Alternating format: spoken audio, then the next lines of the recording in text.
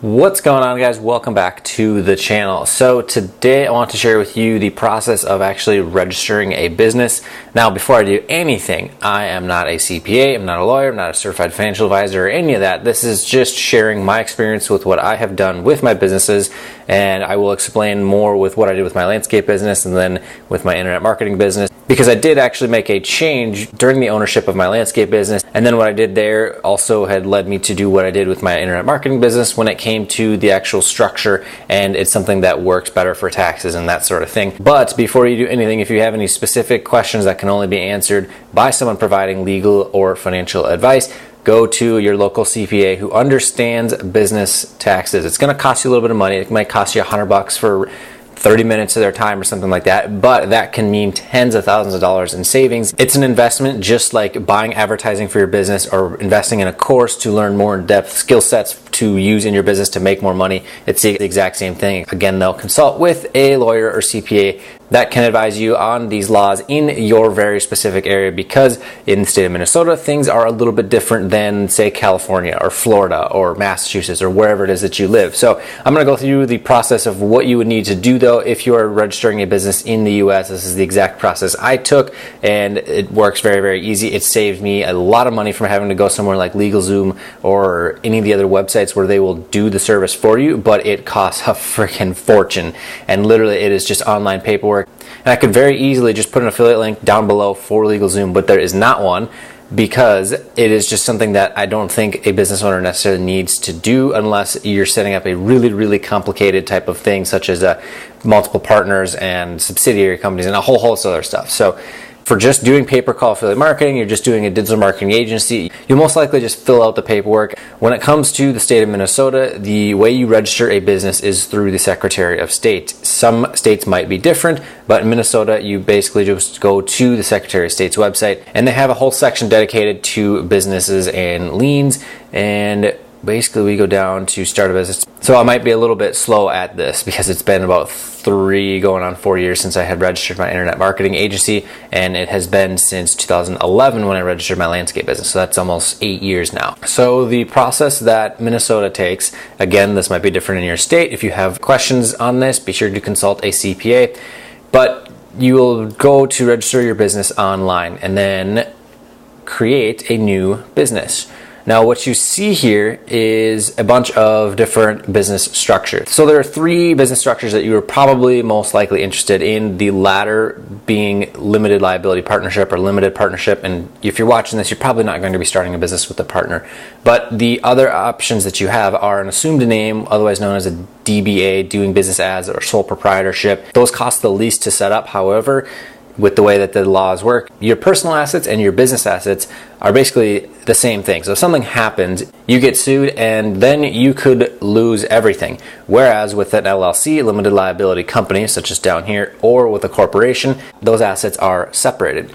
So then when it comes to a corporation, it's a little bit more expensive, but there are some certain tax advantages with the way that you pay yourself as an owner and the way that the profit is taxed on the business. That could be more favorable to you as a business owner.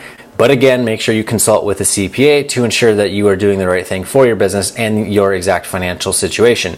And then as we come down to limited liability company, this is what I initially registered my landscaping business as. And then about 2 or 3 years in, my CPA had recommended I switch over to a corporation, more specifically an S Corp. And I'm not going to get way in depth with corporate structure and that sort of thing, but the way you do things with an S Corp is a lot more simple as compared to a C Corp. C Corp is going to be something that usually a massive, massive company like, for example, I don't know, Target stores or any of those really big companies are going to use. But if you're just a small business like mine is, technically small in the grand scheme of things, but an S Corp is what I had chosen to go with as per the recommendation from my CPA. So once you kind of decide on the structure that you want, and again, if you have any questions on this, find a CPA in your local area. I cannot stress that enough because they are very well trained and very well versed in all of these different laws and taxes and that sort of thing.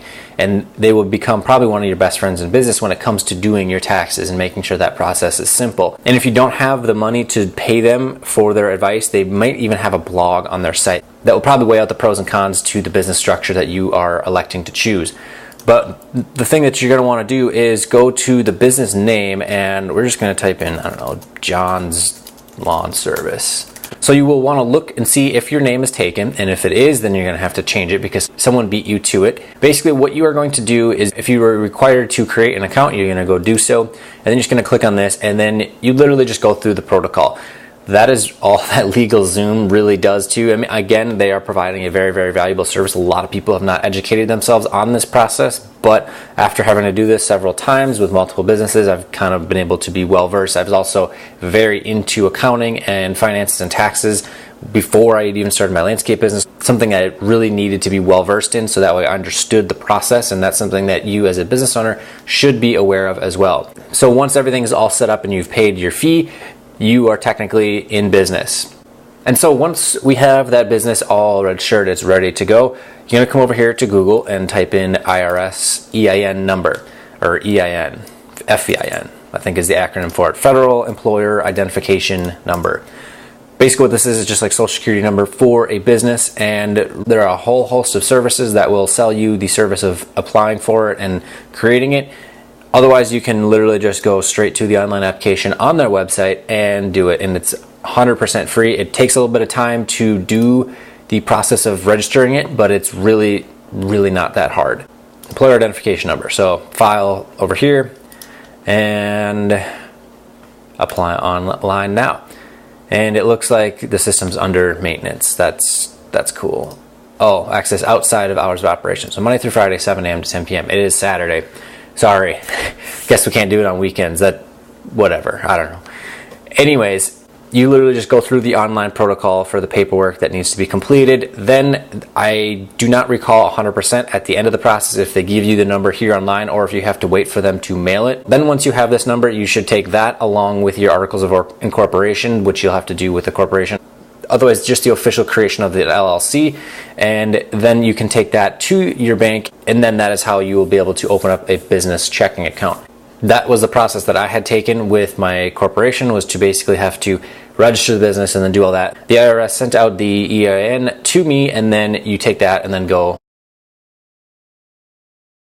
And lastly, to get your business up and running, there may be more steps than this in your local area. So again, contact your local CPA who understands business taxes. With my process that I had to take to get things all started and up and running, the next thing I had to do was get a Minnesota state tax ID. So the reason for this is that if I were to sell a service or a product to a person who is in Minnesota, who resides in Minnesota, I have to charge them sales tax. So what you need to do moving forward is check again with your CPA or your local state tax law to see if you will have to do that with your services or products that you are selling.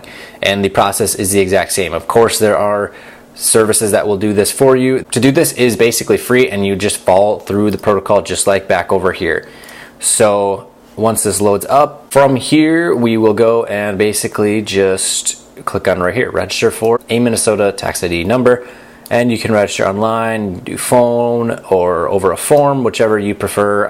Online is obviously going to be the fastest, and basically you will just go through the protocol again. It's going to ask you, both of these forms are going to ask you just questions on address, business name, that sort of stuff, and it's really honestly painless. It's going to take a little bit of time, but you only have to do it basically once the entire time you own the business. So it's really not that tough, and this is going to save you hundreds of dollars compared to going to LegalZoom and having the done-for-you service. Now, if you have the money to do it and you don't have the time to do this, then you can certainly go to one of those services and do it. This is it's the exact same reason someone would come to my marketing agency as opposed to trying to do SEO and AdWords campaigns and build out their website on their own. Saves them time, and it means that they can focus on other things that are more revenue producing than doing that for them.